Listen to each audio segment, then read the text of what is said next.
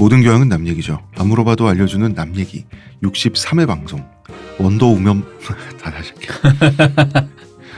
모든 교양은 남 얘기죠. 안 물어봐도 알려주는 남 얘기 63회 방송 원더우먼 편을 시작하겠습니다. 이게 발음이 막 내가 원더우면이라 그랬어 아까는. 의문의 그녀 시호님. 안녕하세요. 문화평론가 이동규 대표님. 안녕하세요. 안녕하세요. 저는 작가 홍대선입니다.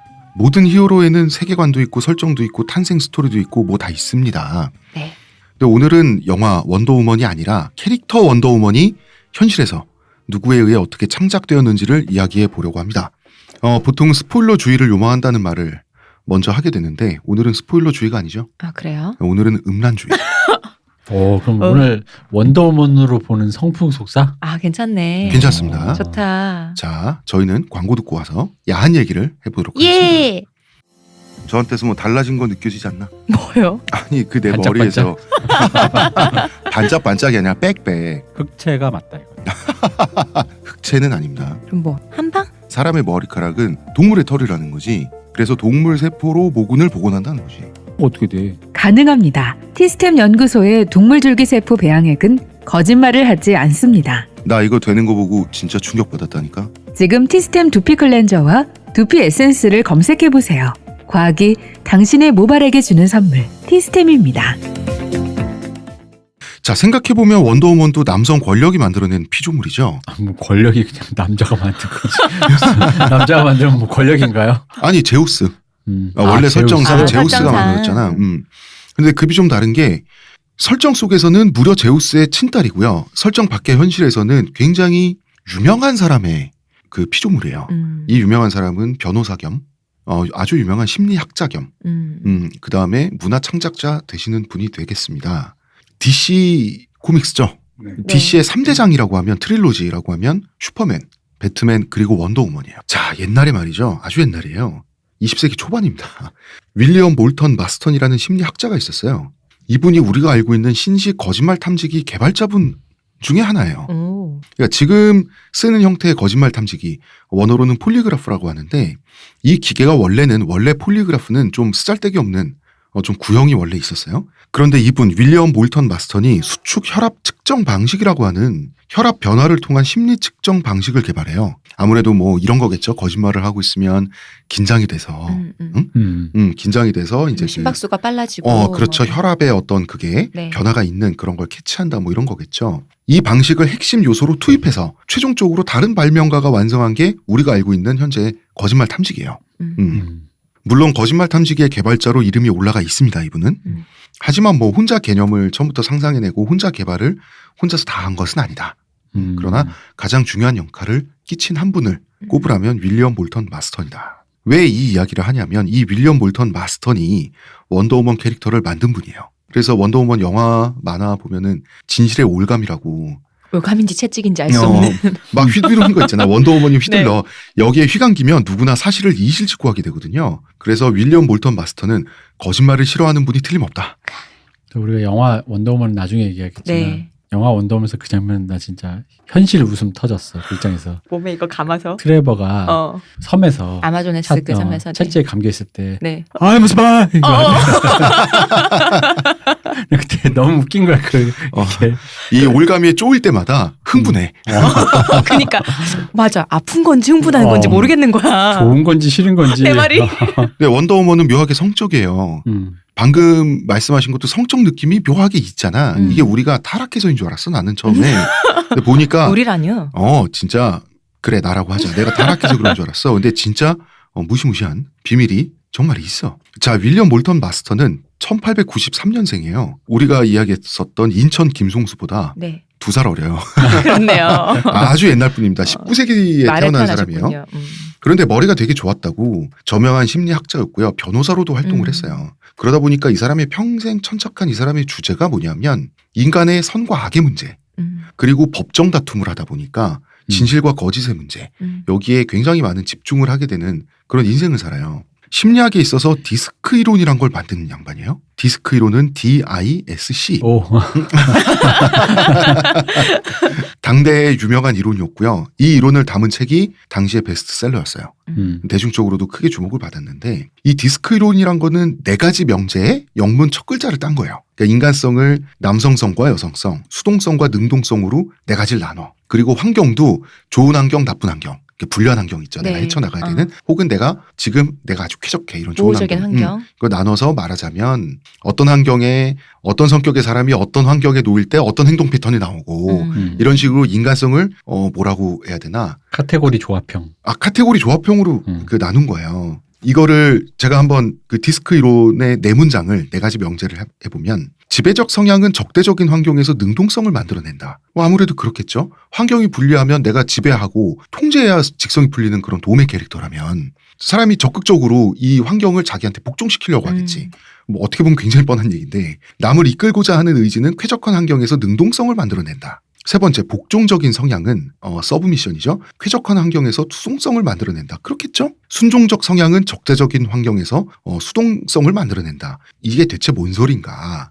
이게 이론을 집약한 거다 보니까 그렇습니다. 그런데 이 디스크 이론의 D가 도미넌스, I가 인듀스먼트, S가 서브미션, C가 컴플라이언스. 그러다 보니까 이게 굉장히 조금 BDSM스러워. 약간 변태적이에요. 지배, 복종, 뭐 순종, 순종, 막 이런 식이야. 네. 근데 이 현대에서는 이걸 그대로 쓰는 게 좀 세다고 생각하는지 저 디스크를 살짝 바꿔놨어요. 주도형, 사교형, 안정형, 신중형 이런 식으로 순화를 시켜놨어. 그러니까 심리검사나 앙케이트 한 후에 당신은 I형입니다, P형입니다 하는 식으로 카테고리 산출되죠. 네. 이 방식을 처음 만든 게 윌리엄 마스턴이에요. 그래서 굉장히 대중적인 센스를 타고난 분도 같아요. 왜 우리 혈액형도 A형은 이렇고 O형은 이렇고. 네, 일본과 우리만 믿는다는 그거요. 당신은 배우자로서 안 돼. O형 남자와 A형 여자가 어울려요. 대중적이잖아. 그런데 이 양반은 초창기 페미니스트 중에 한 분이에요. 재밌는 거는 정치적인 차원에서 접근한 게 아니에요. 이분은 처음에는 심리학적 연구의 결과로 여성이 남성보다 더 낫다고 생각한 거예요. 그러니까 초창기 페미니스트라고도 할 수 있는데 사실상 여성 우월주의자에 가깝다. 외려.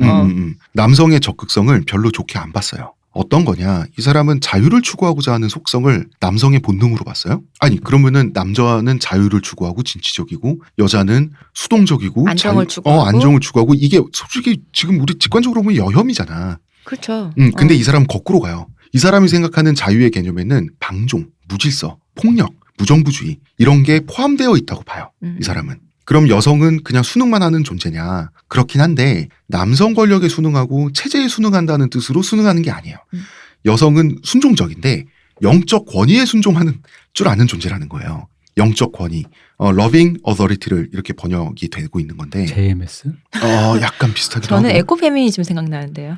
비슷해요. 이 당시에 요 얘기가 지금은 이제 그 되게 좀 작지만 어떤 네. 한 부류로 페미니즘 주류는 아니지만 네네. 이제 그렇게 흘러갔죠. 사실 지금 입장에서 봤을 때 흔히 말하는 남자와 여자의 뇌가 뭐 결코 다르지 않고 네. 그 성향상에서 그 사회적인 관계 속에서 어떻게 달라지고 하는 뭐 이런 식으로 이제 주류가 글로 가다 보니까 이분의 얘기는 엄밀히 말하면 굉장히 그 일반화에다가 여성 우월주의에다가 뭐 기타 페미니즘과는 조금 다르게 원래 맥락은 좀 달라. 네.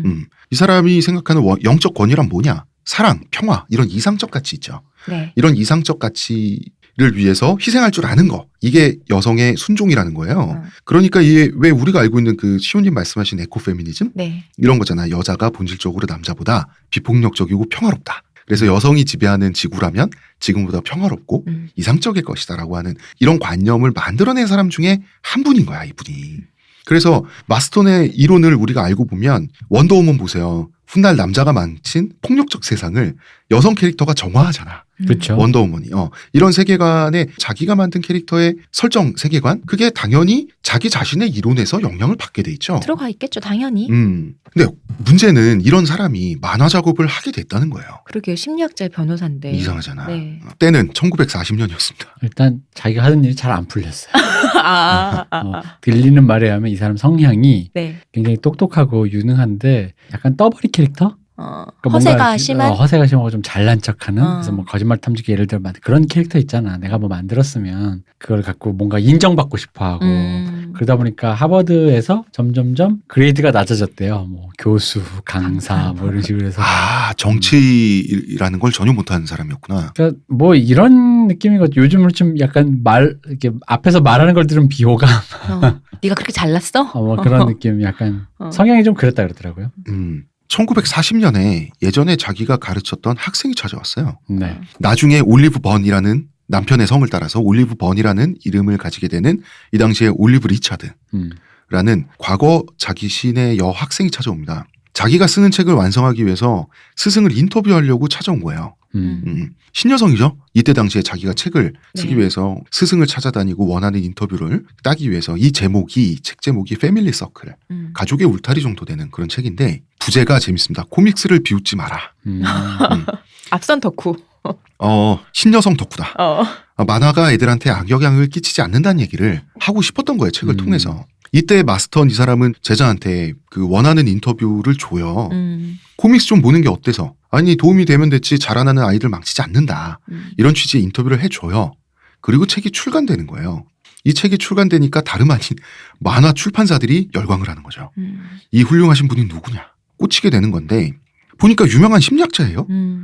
당시에 만화는 우리나라 80년대랑 비슷했을 거란 말이에요. 애들이나 보는 좀 천박하고 애들을 타락시키는. 근데 또 애들을 또 보면 안 되는.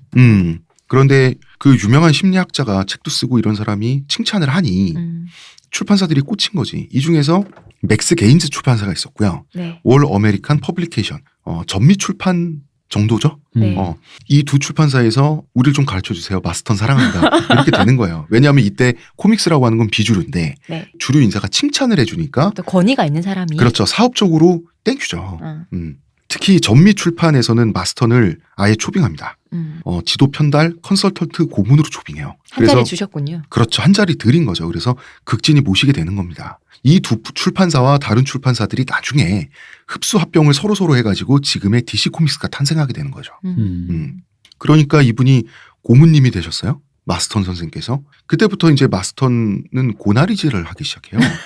고모님이 하는 일이 원래 그거죠. 왜 고나리질을 하냐. 당시에는 이미 슈퍼히로들이 있었고요. 우리가 알고 있는 인기를 끌고 있었어요. 슈퍼맨 있었고 배트맨 있었고 그린 랜턴도 있었어요. 그러니까 보니까 나쁜 놈들하고 싸우는 건 좋아. 그런데 교화가 없고 응징만 있다 이거야. 그리고 폭력을 폭력으로 해결해. 옳지 않죠. 이건 옳지 않아. 이건 교육적이지 않아라고 이래서는 생각을 안 한 돼. 거예요. 마스터는. 그래서 사랑으로 악을 교화시키는 남자 히어로를 구상을 하게 돼요. 이 사람이. 그래야 내가 한 말에 권위가 생기지. JMS? 아니라니까. 이게 끔찍하게 지루하잖아. 여보 내가 이런 캐릭터를 생각해냈다 하고 아내한테 얘기를 해요. 아내 이름이 엘리자베스 할로웨이야. 아내는 황당하죠. 어디 목사님 만들 일이 있나. 애들이 누가 보냐. 그잖아요. 악당을 붙잡아서 앉힌 다음에 너의 행동은 이렇게 해서 나쁜 거야. 그럼 악당이 교화가 돼서 기도하자. 이제부터 착하게 살겠습니다. 이런 만화 캐릭터를 구상을 한 거예요. 그리고 제자인 올리브 리처드도 선생님 이건 아닌 것 같다. 이거는 아니다. 그래서 이 아내와 제자가 이러면 어떻겠냐. 여자 캐릭터로 만들어보면 어떻겠냐는 얘기를 하게 돼요. 이 얘기를 듣고 나서 그런가? 그래서 그러면은 슈퍼히어로 여성 캐릭터를 한번 만들어보자는 생각을 하게 되는 거죠. 그러면 원더우먼이 여성 히어로 중에 최초인가? 그렇진 않아요. 그 전에 팬텀 레이디라고 여러분이 구글 검색창에 영어로 팬텀 레이디를 치면 바로 이미지가 뜨거든요. 이 꼬라지가 아주 그냥 섹시한 눈요깃감에 불과한 거 있지. 옷 입고 있는 꼴이 네. 라스베가스예요, 그냥. 그냥 벗기면 다냐. 학부모들한테 욕을 굉장히 많이 먹은 팬텀 레이디란 캐릭터도 있었죠. 그런데 원더우먼은 뭐가 좀 독보적이란 말이야? 뭔가 달라요, 느낌이. 다른 캐릭터랑. 심리학자이자 페미니스트인 남성이 자기 철학을 투영해서 만든 캐릭터거든요. 그런 점에서 깊이가 있긴 있어요. 그러니까 어떤 식의 깊이냐 하면 원더우먼을 우리가 보고 있잖아요. 네. 그 뭔가 있어요. 그게 뭔지는 모르지만 뭐가 되게 복잡하고 바닥이 깊어 보인단 말이에요. 근데 이거 보면은 네. 찾아봤는데 이 올리브번이랑 그 아내인 할로웨이랑 이분이랑 그 다자연애 이 세 분이서 폴리아모리 상태로 살았다 그러더라고요. 그러니까 세 명이서 그냥 함께 사는 결혼? 셋이 함께 살아가는. 근데 이 중에서 가장은 아내래요. 남편은 점점 할로웨이. 남편은 왜냐면 점점점 내려갔죠. 내려간다 그랬잖아요. 근데 이제 아내도 하버드에서 만났나 뭐 하여간 되게 유명한 학자인데 되게 잘 나갔다 그러더라고요. 꽤. 그래서 잘 나갔는데 제자가 와서 셋이서 어떻게 이렇게 하게 됐는데 이것의 셋의 기능 중에 하나가 오히려 난 듣다 보면은 그 마스터의 기능을 잘 모르겠는 거예요. 왜냐면은 애가 있으니까 네. 할로웨이 애가 있으니까 올리브가 키워주고 육아를 책임져주고 그래서 이제 할로웨이가 나가서 일을 더 할 수 있게끔 여성 공동체 같네요. 그런 느낌. 그래서 셋이 다자연했다라고 해서 쭉 들었는데 그 얘기를 듣고 들은 좀 그럼 마스터는 뭘 했어? 원더우먼 만들었어. 그러니까 물론 이제 우리가 흔히 말하는 약간 농담 삼아 도구로서 존재하신 걸까요? 그러니까 두 여자를 만족시켜주는 뭐 밤의 황제 뭐 이런 거. 근데 그런 건가? 어쨌든 그렇게 해서 그런 신기한 네. 그 얘기를 했고 지금 홍 작가님이 이제 곧 원더우먼에 있는 얘기를 해주실 건데 이분이 썰이야 썰. 네. 왜냐면 원더우먼을 통해 유추한 건데 네. 그 BDSM 흔히 말하는 네. SM 우리로 이제 속칭 SM이라고 하는 거. 네네. 셋이 그런 관계가 아니야. 그런 썰이 있는 거죠. 썰이. 왜냐면 약간 그런 SM틱한 액세서리도 좀 하고 다니고 그랬대. 그분이. 그런데 그러니까 그런 썰이 있다 보니까 무슨 얘기냐면 왜 그런 거 있잖아요. SM은 특히나 그 약간 뭐 흔히 말하는 성적 취향에서도 굉장히 레어하니까 네. 그 취향에 있는 파트너를 구할 수가 없으니 쉽지 않죠. 그렇죠. 그래서 그런 의미의 공동체를 하다 보니 그냥 서로가 서로를 필요로 했다. 서로가 성적으로. 서로를 필요로 했다. 이게 왜냐면 그렇지 않고서 일반적인 폴리아모리 네. 이렇게 그런 거를 할 수 있는 거가 납득되기에는 조금 너무 앞서가셨다 이거지. 여기 아무리 이 사람들이 뭐 그 당시에 페미니스트고 뭐 어쩌고 해도 뭐 약간 그런 거. 네. 그래서 근데 그런 식으로 이제 얘기하는 게 있어요. 그런데 그러다 보니까 이제 얘기해 주실 그 원더우먼에 들어가 있는 이 BDSM적 요소에 대해서 사람들이 이제 파는 거예요. 왜냐면 이럴 수가 없다. 의심스럽다. 음란하다. 굳이 왜냐면 그런 느낌 있잖아. 왜 안 어울리잖아요. 애들 보는 만화에 네. BDSM적 요소를 넣는다는 게. 그럼 이건 둘 중에 하나거든요. 자기의 신념이거나 약간의 악취미 같은 애들을 좀 그렇게 한다든가 뭐 그런 거라는 건데 원더우먼의 주된 내용이 그 SM이 녹아있는 그 과정의 어떤 형태를 보면 네. 악취미는 아니야. 특히 일본의 그 데빌맨이나 이런 식으로 애들 보는 만화에 장난쳐가지고 막 여자 젖가슴 나오고 해가지고 애들 막 엄마 이거 봐 뭐 이런 그런 느낌은 아니야. 진짜 뭔가 나름 조심은 했어요. 생각이 있어서 는 거예요. 어떤 그런 아까 방금 말한 조금 왜곡됐지만 어쨌든 여성 우월주의에 입각한 네. 여성의 그 좋은 가치를 토대로 남성의 그 공격적인 것들을 순화시킨다라는 의미로 그럼 분명히 뭔가 어떤 세계관을 갖고 녹였다는 거지. 네. 그럼 이 세계관이 어디서 왔을까? 왜 하필 BDSM일까? 왜냐면 보통 우러나오는 것에서 나온 거죠. 왜냐면 이런 건 보통 종교적인 걸로 녹이잖아요. 그렇죠. 보통 종교를 믿으니까 이건 신의 사랑이야 해가지고 뭐 기독교적인 뭐 그런 걸 한다든가. 근데 이분은 신의 사랑 그런 건 아니고 설정 신 나오는 설정은 그냥 그리스 신화에서 따온 거고 네. 설정이 BDSM인 거라 그러면 이것은 역시 삶이 그런 게 아닐까? 복색도 조금 다채로웠다고 하니. 근데 이분은 본인 스스로는 사명감이에요. 네. 예. 원더우먼에 대한 이 어떤 야심이냐. 이왕 이렇게 된 바에 마스터는 원더우먼 캐릭터에 인간성의 본질을 다 쑤셔 넣겠다는 야심을 품게 돼요. 말하자면 그 남자든 여자든 다 합쳐서 인간의 심리, 그 심리적 보고로 만든다? 이 캐릭터를. 그래서 원더우먼을 통해서 심리 교육을 시킨다라는 생각을 하게 돼요. 사랑과 정의의 이름으로. 그렇죠. 자, 원더우먼의 공식 프로필에 따르면 키가 183이에요. 그리고 74kg입니다. 즉 오버사이즈 모델이죠. 김연경? 그 느낌도 있어요. 근데 남성적이면서 여성적이어야 된다 이거예요. 남성의 근육, 그리고 여성의 가슴, 힙, 그리고 잘록한 허리, 이걸 모두 보유한 초건강 미녀로 디자인이 되는 거예요. 그러니까 이게 처음엔 이제 여성주의 쪽에서는 이제 비판을 받았던 게 가슴이 그놈의 가슴. 네. 가슴이 굉장히 강조돼 있고 엉덩이가 돼 있는데, 그러니까 그게 이제 그렇게 보일 수도 있는데 이분 기준에서는 들어보니까 남성과 여성의 특질을 다 갖게 하려고 그렇죠. 했다에 가까운 것 같더라고요. 그렇죠. 남성성도 과장돼 있고 원더우먼 그 작화를 보면 허벅지 근육 같은 경우는 거의 축구 선수처럼 돼 있고, 네. 근데 가슴과 엉덩이는 굉장히 좀 이렇게 풍만하고 이런 식으로 돼 있어요. 근데 팔은 또 좀 가늘잖아요. 그러니까 조금. 아쉬운 건 이제 그러니까 여성성과 남성성을 다 가지고 있는데 여성성이 잘룩한 허리와 같은 가슴이나 늘씬함, 이런 걸로만. 흔히 말하는 셀룰라이트가 존재하지 않는 몸만이 여성의 네. 어떤 그 아름다움은 상징이냐. 아닌 건데 이제 그게 좀 이제 그랬다 이런 느낌으로 이제 얘기할 수 있겠죠. 네. BDSM이라고 하는 그 지배적이면서 복종적인 거. 지배하는 것은 BDSM은 그 성적 취향이니까 지배한다라고 하는 것은 그 상대를 굴복시키고 복종시키고 괴롭혀서 쾌감을 느끼는 거고 이제 서브미션 복종적인 건 반대인데 원더우먼은 도미넌스와 서브미션을 다 갖고 있어요. 제우스의 명령, 그 출신 종적인 아마존의 사명이랄지 그 인류 평화 이런 가치에는 절대적으로 순종해요. 하지만 악당들을 막 때리고 혼냅니다. 그리고 무엇보다 묶어요. 원더우먼은 잘 묶어요. 자기도 잘 묶이고 이런 차원에서 그래 악당들을 혼내는 것 자체가 굉장히 여선생님처럼 혼내요. 왜냐하면 묶어놓고 훈계해 이런 거 자체가 굉장히 좀 어떤 쪽으로는 굉장히 순종적이고 어떤 쪽으로는 지배적이야. 그러면은 이게 뭐가 교육적이냐는 거지. 이 광고 듣고 와서 마스턴의 교육이 뭔지를 알아보도록 하겠습니다. 하루의 건강을 위해 자 아로니아 농축액을 물에 섞어 마시는 것도 귀찮다고. 그런 당신을 위한 평산네이처의 새로운 야심작 하루니아. 하루에 한 포 알약으로 섭취하는 아로니아 농축액입니다. 이제 건강과 함께 간편함도 챙기세요. 국내 최대 함량, 최다 판매를 자랑하는 평산네이처가 만들었습니다. 전 편한 게 제일 좋아요. 하루니아. 이 교육이라고 하면 우리 흔히 음란한 용어로 주로 쓰이는 조교의 그것인가요? 아, 그럴 수도 있어요. 사실 조교에 가까워요. 안 들을 수 없게 만들어 놓고. 원더우먼이 BDSM 캐릭터로 탄생하게 된 배경을 알아보려면 1930년대를 알아야 돼요. 1930년대는 반디지 문화. 미국에서 반디지 문화는 뭐 묶는 거죠. 그냥. 묶는 겁니다. 야하게 묶는 걸 반디지라고 하는데 이 반디지가 주류 문화의 수면 위로 올라오면서 매스미디어에 노출되기도 시작했던 때예요. 그래요? 예. 그 시기를 거치고 탄생한 슈퍼히어로가 그 30년대 문화를 다 받아서 탄생한 슈퍼히어로가 원더우먼인데 자 반디지는 구속인데 우리 이쯤에서 한번 정리를 하죠. BDSM 뭐냐? 네. B는 반디지, D는 디시플린. 그래서 BD라고 하면 반디지 앤 디시플린이라고 해서 구속과 규율은 체벌을 포함하는 거죠. 뭐 체벌은 뭐 아시죠? 스팽킹하고. 스팽킹.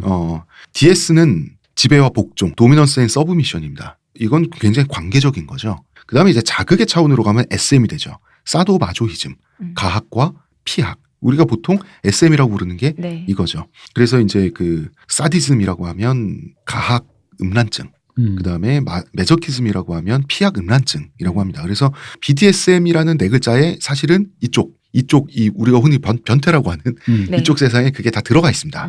이제 미국 내 반디지 문화가 주류에 편입됐다라고 하는 건 이미지로 따지면 이런 겁니다. 그 우리 흑백 영화나 혹은 흑백 영화 시절을 영화로 담은 현대 영화를 보면 무슨 이제 클럽 같은데 신사들이 시가 물고 담배 피우고 있는데 여성 가수들이 노래 부르잖아. 그런데 이제 목에 목줄 같은 거 차고 짤랑짤랑하는 뭔가 약간 성적 포로의 이미지로 여가수가 세장 같은 그 철장 네. 안에서 노래 부르고 하는 이런 이미지를 말하는 거예요. 예를 들면 그리고 이때 당시에 포르노그라피를 보면 이때 당시는 포르노그라피 하면 생각나는 게 핀업걸 그렇죠. 네. 그리고 흑백 사진 보면은 그 스팽킹이 많이 등장합니다. 그 스팽킹이 웃긴 게 자기 무릎에 엎드려 놓고 때리더라. 네 맞아요. 네. 그러니까 그 남자 그런 이미지가 집주인이 많죠. 남자 집주인이 하녀를 자기 무릎에 엎어놓고 그 때리는데 그럼 이제 그 흰 궁둥이가 드러나 있잖아. 그런데 하녀인데 지금 집안일 하다가 똑바로 못한다고 이 먼지 봐 이래서 맞고 있는데 언제나 맞기 전에 하녀는 가토벨트를 입고 치마를 걷으면 가토벨트 그런 야한 이미지 있죠. 페티시적인 그런 이미지. 요새 유행한 지 좀 됐지만 그 초커 목걸이도 좀 그런 느낌인 거죠. 그 목줄의 느낌인 거죠. 초커 목걸이가. 그렇죠. 맞습니다. 네. 그래서 그게 한때는 저기 그 율락업소 여성이 쓰는 상징이라고 하여서 그거를 초커가 이제 안 썼다는 거죠. 근데 이제 다시 그게 수면 위로 문화적으로 이제 사용하게 네. 되면서 근데 이제 거기에 대해서 이제 분분했던 거예요, 얘기가. 예를 들어 원래 이미지를 알고 있었다면 저게 율락 여성 건데 저런 식으로 이제 뭐 가수가 뭐 이렇게 쓴다. 아이유도 뭐 하고 뭐 그랬으니까. 지금 그냥 패션 아이템이니까. 그지. 근데 이제 또 그거에 또 더 원류까지 올라가면 율락 여성 쓰기 전에 원래 이런 그 BDSM 계열의 문화에서 온 거다. 이제 이렇게까지 이제 거슬러 올라가는데 거기에 이제 더 씌워진 이미지가 뭐냐 갖고 이제 서로 얘기가 있었던 거죠. 이 계열의 소설로는 1930년대 소설은 아니고 로버트 쿠버. 이 사람은 1930년대 생인데 이분의 소설이 유명하죠. 하녀 볼기치기. 제목이 하녀 볼기치기야? 스팽킹 더 메이드인데 이 번역을 안정효 선생님께서 하셨어요. 안정 선생님 뭔가 작심하고 번역하신 느낌. 그래서 스팽킹 더 메이드를 어떻게 할까 하다가 노골적으로 가자. 네. 그래서 하녀 볼기치기. 직역. 예, 직역. 저는 읽어봤는데 예, 재밌습니다. 이런 식으로 해서 이제 BDSM에 대한 설명은 네. 대충 됐을까요? 자, BDSM 하면 또 연결되는 게 페티시. 아이유의 그 목에 건 초크. 네. 그거 페티시. 초커 목걸이나. 초커 목걸이. 그 페티시하다 그러죠. 네. 그 다음에 늘씬한 미녀의 다리. 그리고 스타킹, 하이힐. 이런 게 주는 어떤 그 정조들. 네. 그런 게 이제 페티시즘하고 연결이 돼 있는 건데 원더우먼은 페티시즘의 집대성이라고 할 수가 있어요. 딱 봐도 장화, 비키니 패션, 그리고 채찍처럼 보이는 진실의 올가미. 왜 그러냐. 마스터는 생각이 어디로 점프하냐면 자라나는 청소년들이 말이죠. 스스로의 폭력성을 지배, 노미너스죠. 네. 평화의 복종, 서브미션 하려고 유도하려면 지배와 복종의 이미지에 쾌감을 느껴야 한다고 믿었어요. 실제로 BDSM의 이미지는 야해요. 그런 이미지를 이제 터부시하게 되면 안 되니까 좀 더 친근한 느낌? 이라기보단 이걸 이용해서 평화로 나아가자. 이렇게 된 거예요. 그러니까 BDSM 요소로 야한 느낌을 불러일으키면서 만화를 보게 하는 거예요. 만화를 보게 하는 눈에 착 들어오게 힘은, 만들어주겠다. 야한 느낌이야. 예를 들어서 아이유도 솔직히 사실이잖아. 초코 목걸이 하면 그게 노출은커녕 신체 일부를 일부러 살짝 가리는 거지만 초코 목걸이가 불러일으키는 그 정조가 야하잖아요. 뭔가 모르는 그 심상이 좀 있죠. 있지. 야한 느낌을 자꾸 느끼고 싶어서 야한 느낌을 불러일으켜서 만화를 보게 하고 만화를 본 결과 평화의 가치를 다시금 깨닫게 한다. 교화되도록 한다. 그러면 좋지 않겠는가. 그래서 원더우먼은 밑도 끝도 없이 착한 말만 해요. 만화 속에서. 그런데 복장은 야해. 무기는 퇴폐적이야. 이런 캐릭터가 원더우먼이야. 그래서 나름대로 유도 교육과정 함정을 판 거야. 유도 교육과정에 스스로 이름도 붙였는데요. 이 장면이 뭔지 아십니까? 뭐예요? 섹스 러브 트레이닝. 섹스를 통해 러브로 나아가자. 이 채찍이 진실을 말하게 하는 도구예요. 맞아요. 왜냐하면 이 진실의 올가미에 걸리면 다 그 대표님 그 스티브 트레버처럼 이러면서 다 진실 말해요. 훈육을 위한 체벌 그 자체죠. 네. BDSM의 디스플린이에요. 이 자체가 그대로. 근데 이게 효과가 있는 것 같아요. 제가 영화를 보는 데 있잖아요. 네. 그 외모에 그 복장에 그 무기로 남자를 베는 데 있잖아요. 나도 한 대 맞고 싶은 거예요. 근데 제가 원더우먼의 평화에 복종하게 될지는 모르겠고요. 원더우먼의 장화에는 복종하게 될 것 같아요. 나 그 장화 있지. 네. 나 그 진실의 올가미에 맞잖아. 나 그 장화 구두닦이 해줄 수 있어. 머리카락으로요? 야. 근데 그 진실의 올가미가 물어보는 말에만 진실을 대답하는 건가요? 아니면 생각을 말하는 건가요? 일종의 취조의 느낌이죠. 물어보는 말에 취조겠지? 하는 거 아니에요? 왜냐면 진실의 그 공포를 느꼈거든. 갑자기. 왜냐면 원더우먼이 너무 야하게 입고 있잖아요. 근데 그럼 나같이 그냥 평범한 사람도 지나가다 원더우먼 채찍을 잡으면 갑자기 속에 있는 말이 너이씨 보는 순간 삐. 그러니까 이 원더우먼의 이미지는 나치 영향을 많이 받았습니다. 나치의 이미지에 예. 당시에는 이미 나치가 있었잖아. 나치의 영향을 받은 것과 나치 이미지의 영향을 이미지 받은 영향을 것은 많이 다르죠. 받았어요. 나치가 이미지 광고를 참 잘했으니까요. 그리고 인류 역사상 가장 고급지게 퇴폐적인 복장과 이미지를 소유했던 정권이 나치 정권이잖아. 아, 그렇죠. 이게 나쁜 남자들을 혼내고 훈육시키면서 섹시하려면 나치 여장교. 그래서 원더우먼의 원래의 컨셉의 복장 모델은 채찍을 든 나치 기마 여장교. 채찍을 들고 있으려면 말을 타고 있어야 되니까. 말도 타야 돼. 그래서 그 승마 장화에서 나온 겁니다. 예, 그 원더우먼의 장화 패션이 여기까지 가니까 고문이 에듀케이셔널 컨설턴트로 모신 고문이 여기까지 오니까 이제는 출판사가 발등에 불이 떨어진 거야. 우리 마스터 선생님 너무 가신다. 너무 가셨다. 지금 당신 미쳤냐. 이제는 거꾸로 출판사가 말려. 선생님 이거 19금 아닙니다. 처음에 이 사람이 어떻게 시작했어요. 왜 모든 히어로는 악인을 응징하기만 하는가. 교화해야지. 교화해야지 해서 지금 나치 여장교까지 간 거야. 그러니까 출판사가 이건 아니다. 원더우먼 캐릭터 그렇게 변태적일 수는 없다. 그래서 장화와 채찍만 남기고 최대한 순화시켜서 1941년 12월에 데뷔를 하게 되는 겁니다. 근데 이거 재밌었던 게 요 복장 있잖아요. 파란색 별 막 뭐 이렇게 반짝반짝 성조기인 것 같은. 그건 마스터하는 작품이 아니라 그러더라고요. 그 출판사에서 정한 거라고 하는데 근데 거기에 대해서 그럼 둘이 굉장히 이견이 있었을 것 같은데 어떤 이분도 어쨌든 간에 뭐 자기 스스로 여성주의에 대한 어떤 그 생각을 갖고 계셨는데 찾아보니까 딱히 또 그건 없더라고. 이게 아마 이런 걸 거예요. 원래 마스턴이 생각했던 우리가 지금 이야기하기로는 좀 퇴폐적인 이미지 있죠. 네. 네. 나치 여장교가 갖고 있는 그 딱 고급지면서 그 fem돔 느낌 나는 거 있잖아. 여성 지배적 성향의 성적 네. 여성의 어떤 그 마님 느낌 나는 거 있잖아. 네. 악녀 포스터에 채찍 만들면 그거지. 그 이미지를 마스턴이 미련이 있으니 원더우먼의 최종적인 그 디자인은 출판사가 완성을 했지만 마스턴이 꿈꾼 원더우먼의 그 퇴폐적인 fem돔 이미지 이거의 대부분은 최초의 악역인 이블리스라고 하는 캐릭터가 다 가져가게 돼요. 그래도 우리 선한 캐릭터에게 이렇게 다 할 수는 없다. 쟤한테 주자. 그러니까 배트맨의 조커가 있다면 원더우먼에게는 이블리스가 있습니다. 근데 이블리스는 전신 빨간색 타이즈, 하이힐, 당시로서 굉장히 세련돼 그 전위적인 하이힐 그 라텍스 느낌이에요. 하이힐 장화에 컬이 들어간 금발 미녀인데 표독스럽게 생겼어요. 이 복장만 얘기하시니까 그 얼마 전에 우리가 나왔던 그 걸그룹 중에 이런 거 입고 나왔었잖아요. 아 그래? 이런 게 있었어요? 그 있었잖아 우리 뭐 얘기잖아. 식스밤? 네. 그렇게 싸진 않아. 이블리스는 아니 어쨌든 그 느낌이긴 하잖아. 라텍스 식스밤도 왠지 히어로 이름 같다. 이렇게 나오니까. 이블리스는 설정상 토성 출신이에요. 그러니까 토성 외계인이죠. 인간형 네. 외계인인데 직장인이에요. 지구까지 와서 직장을 다녀. 그러니까 직장 생활의 일환으로 여기저기 다니는 거죠. 네. 직장이 뭐냐면 빌런이 INC 제가 번역을 해봤는데 극악 주식회사에 다녀요. 그러니까 사내에 위치는 실장님 정도 되는데 그럼 보직이 뭐냐? 왜냐하면 그 인사팀도 있고 네, 많을 거예요. 있겠죠. 하는 일이 뭐냐면 노예 조련사 저렇게 입고. 그렇게 있고 노예 조련이 본인의 직업이야. 그러니까 원더우먼 초창기에서 원더우먼하고 이블리스 말이죠. 서로 묻고 묶이는 혈투를 벌입니다. 묶고 묶여. 묶고 묶여. 혈투가 묶고 묶이는 거야. 서로 포로만 되잖아요. 네. 바로 본디지예요. 이 두 여인은 한번 잡히면 장난 아니야. 잡히면 입에 재갈도 물고 개목걸이도 차고 사슬에도 감겨 밧줄에도 감겨. 그리고 이상하게 서로 붙들린 상태에서는 자기가 묶여 있잖아요. 이 두 네. 여성이 묶여 있으면 엄청 복종을 잘해요. 겁먹은 얼굴로 서로에게.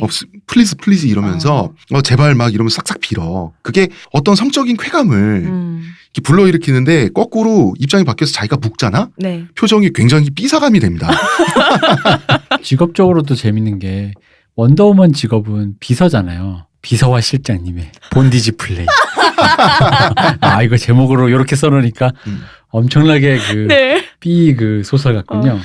원더우먼은 악당에게 잡혔다 하면 한동안 몇십 년 동안 한동안이란 게 몇십 년 동안이에요. 네. 꼭 묶여요. 그 본디지의 모든 자세를 다 소화합니다.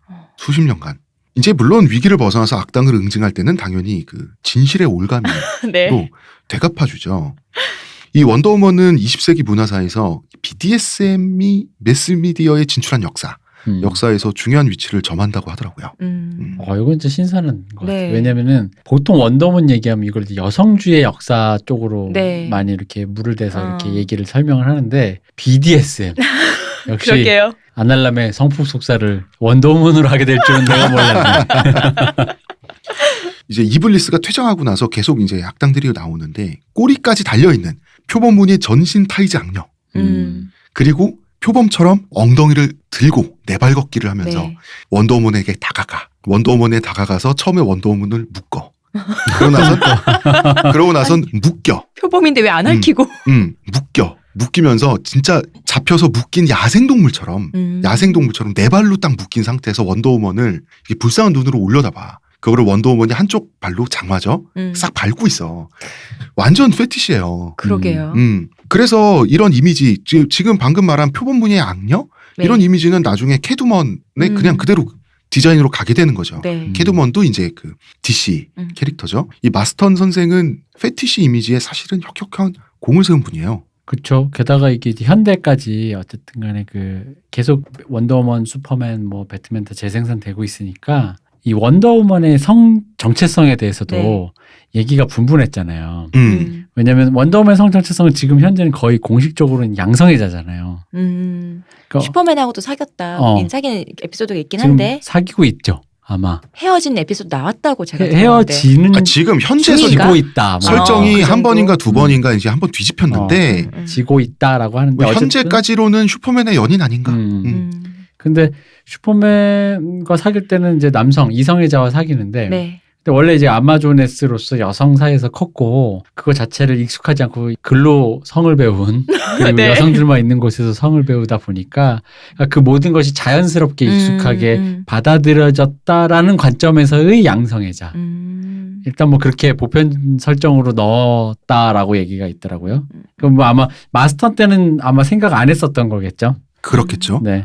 그 20세기에 우리가 알고 있는 유명한 페티시 이미지들 네. 마스턴의 영향을 많이 받았고 마스턴은 마스턴대로 자기가 코믹스를 통해서 청소년들의 교육에 큰 역할을 했다고 또 자부를 했어요. 이분은. 그러니까 과연 원더우먼을 보고 평화의 가치를 남성 청소년들이 깨닫게 되면서 교화됐을지는 나는 모르겠고. 못 끼고 싶은 마음에. 그래서 그러면 원더우먼은 밑도 끝도 없이 착하잖아 한편. 네. 저는 원더우먼을 이렇게 생각해요. 자신이 변태인 줄도 모르는 선량한 변태. 변태일 줄 몰라 자신이. 모르지. 선량한 변태. 이게 원더우먼의 탄생 유전자가 아닌가. 그래서 원더우먼의 캐릭터가 캐릭터다 보니까 작품이 실사가 여러 번 됐단 말이에요. 결국 어떤 외모와 느낌의 여성이 이 캐릭터를 소화하겠는가. 이게 네. 언제나 문제였어요. 한없이 착해야 돼. 근데 한편으로는 남자보다 강인해 보여야 돼요. 이중성을 누가 소화하나. 이전까지는 둘 다 추구하려다 실패했어요.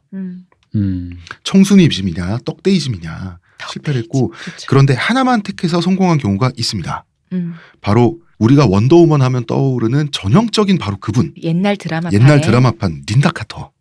예. 이제 이분이 가장 유명한 원더우먼이죠. 지금까지.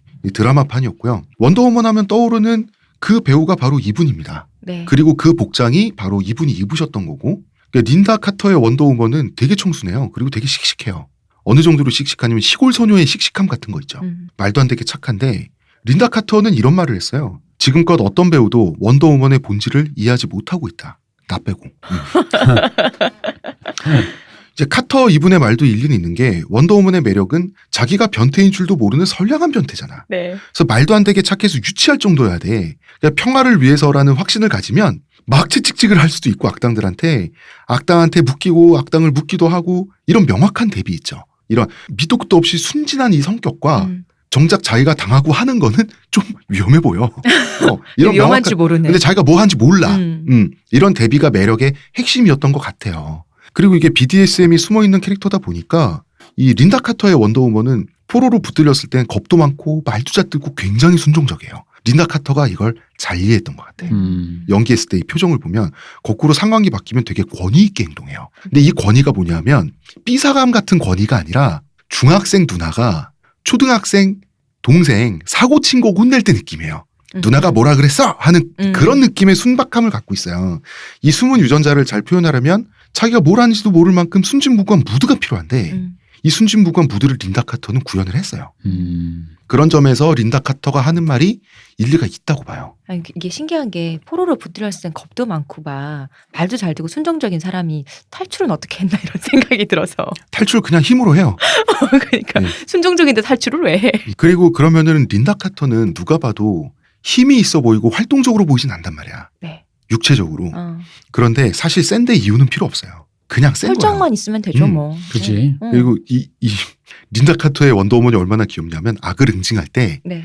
주먹을 이렇게 딱 앙 쥐어가지고 네. 허리에 양쪽에 딱 올려놓는 거 그죠. 있잖아. 유명한 포즈 있죠. 그래서 귀여운 표정으로. 근데 귀여운데 자기 나름대로는 엄진근한 거 있잖아.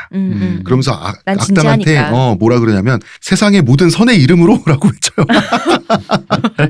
세상의 모든 선의 이름으로 이렇게. 근데 파워가 밑도 끝도 없다 보니까 오히려 이게 설득력이 있어요. 어차피 이 능력치란 거는 제우스가 자기 친딸한테 쏜 거잖아.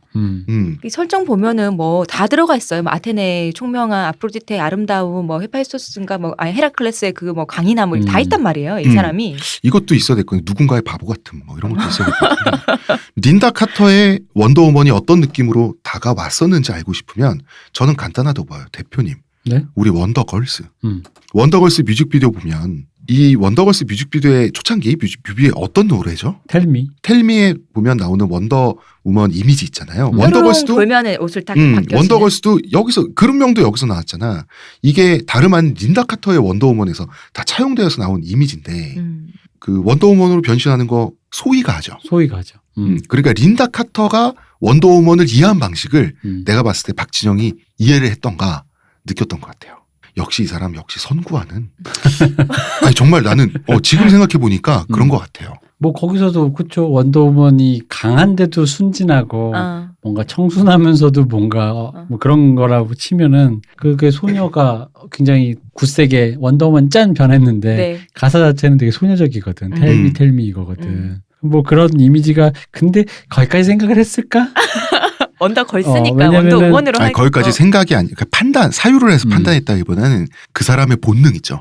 세포단위에서. 세포단위에 세포단위에서. 기획자로서의 본능이 나는 그걸 캐치했을 거라고 봐. 아, 뭐 그거는 뭐 그럴 수도 있겠다. 네. 근데 원래 원더걸스는 처음에 그 원더걸스가 아니었습니다. 아 그래요? 박진영 씨가 밀었던 이름은 레이디스 클럽인가 그런 정정합니다. 레이디스 시티입니다. 굉장히 여성성을 강조한 약간 좀 징그러운 이름이었는데 그러게요. 그래서 그거를 얘기하다가 이게 주변의 권유로 원더걸스로 바뀌었다. 아. 근데 사람들 다 신의 한 수였다. 그러게요. 진짜 신의 한 수네요. 자, 이 영화가 드디어 됐어요. 캐릭터가 창조된 지 무려 70년이 넘어서 처음 영화가 된 거거든요. 근데 이게 왜 그렇게 안 됐을까? 이게 영화가 이제 많이 엎어진 것도 있고 여배우 문제. 왜냐하면 이게 히어로 초유의 늦깎이 데뷔인데 사실 린다 카터 외에는 드라마판의 모든 실사 배우가 비판받았어요. 몸집이 있으면서 여성적이고 순진무구한 모습을 어필한다? 이게 실패한 드라마 버전 중에 하나에서는 원더우먼이 포로를 고문하기도 해요. 맞아. 이게 린다 카터의 원더우먼과 얼마나 갭이 커요. 그래서 린다 카터는 하나만 찝었잖아. 그러니까 이미지로서의 육체적 강인함은 포기하고 그 이미지를 완전히 이렇게 가져갔는데 그래서 영화 떡밥은 계속해서 이어졌고요. 언제나 배우 문제로 엎어진 걸로 알아요. 근데 이게 그 등치가 큰 백인 여성들이 하면은 조금 억세 보여서 그런 건가? 그러기엔 모르겠어요. 거기도 인재풀이 많은데 네, 인재풀이 거기도 많은데. 우리 라라랜드에 엠마 스톤처럼 그런 여성도 있고 옛날에 안젤라 졸 봐도 안젤라 라라 졸리도 크로포트 했을 그쵸? 때 네. 그렇게까지 떡대가 있는 여성은 아니죠. 그래도 이제 뭔가 생각해보면. 강인한 느낌으로 음. 또 줄 수 있잖아요. 그런 식으로 많은데. 그 배우 문제라기보다 내 생각에는 우리가 원더우먼 때 아마 얘기하겠지만 이제 다음 네. 이 원더우먼 캐릭터가 실사로 구현하기가 난 어렵다고 봐요. 원래 어렵죠. 왜냐면 이게 만화면은 만화에서 아까 우리 그 피프틴 개연성 얘기했죠. 네. 그럴 듯 다음 얘기할 때 우리가 이게 익스큐즈하고 넘어간 지점이 만화에선 또 있단 말이에요. 만화니까. 아까 그 대사 있잖아. 뭐 세상의 모든 선의 이름으로 이거 세일러문 하는 대사 같은 사랑과 거잖아. 정의 이름으로 널. 그렇지. 그거 해도 되잖아. 실사 캐릭터가 그거를 하면 특히나 이제 현대라는 게 그런 류의 이런 거가 점점 필터링이 돼버려서 다 옛날 이런 것들이 좀 웃기고 촌스러운 걸로 다 이게 미디어라는 게 워낙 그렇게 빠르게 네. 트렌드가 바뀌어가다 보니까 그거를 만약에 실사했을 때 안 웃기고 안 유치하고 그렇게 설득력 있게 구현해내기가 원더우먼의 복색도 그렇고 그 빨간색 파란색도 그렇고 네. 저는 그런 의미에서 총체적으로 실사 배우가 실사로 구현한다라는 게 특히 원더우먼 캐릭터가 배트맨처럼 고민이 많거나 아픔이 있거나. 아니면 슈퍼맨처럼 성장기 드라마를 찍는 약간 그 슈퍼맨은 그런 쪽 청춘물의 주인공이거든요. 네. 슈퍼맨은 자기 나름대로의 소외가 있잖아. 그렇죠. 그리고 슈퍼맨은 명확한 약점이 있잖아요. 또. 명확한 약점과 옛날 리차드 도너판의 그 80년대 슈퍼맨 영화 보면은 슈퍼맨 고등학교 시절을 그렸던 게 슈퍼맨 2인가 1인가 그런데 굉장히 길면서 그 부분이 굉장히 애틋하게 나와요. 고등학교 때 약간 스스로 왕따를 자처하는 그런 약간 이렇게 너드처럼 굴었는데 네. 사실은 짱인데 그러면서 늙은 학교장이 아니라 지구짱. 지구짱이지. 신이잖아. 사실 얘는 신이잖아. 근데 자기 또 부모님 늙으시고 그러니까 늙은 부모님과 낡은 트럭을 타고 다니는 너드 같은 애 그 소외감 있잖아. 좋아하는 여자한테도 왠지 말도 제대로 못하고 혼자 너드로 지내고 있는 그 애틋한 청춘물의 감성이 있단 말이지. 근데 이 여자는 뭐 약간 느낌이 그런 너무 완벽하잖아요. 완전체잖아요. 그러다 보니까 이 완전체에 대한 순진무구함이라는 게 실사로 옮겼을 때 사람들이 그럼 푸핫한다라는 거지. 그러니까 되게 유치해질 수 있다. 그죠. 근데 린다 카터 그 시절까지는 유치한 게 통했어. 거기까지 왜 우리 바야바 보듯이 네. 옛날 만화들 그 영화 드라마 시절처럼 그냥 600만 불 사나이 그런 것처럼 네. 딱 거기까지라는 거죠. 왜냐하면 지금 만약에 600만 불 사나이 하려면 그때보다 좀 더 진지해질 거라고요. 지금은 아마도 그거보다는 600만 불 사나이 고뇌 있잖아. 네. 나는 기계인가 사람인가. 공각 기동대 뭐 이러면서 뭐 이렇게 혼자 뭐 고뇌하고 그랬겠지.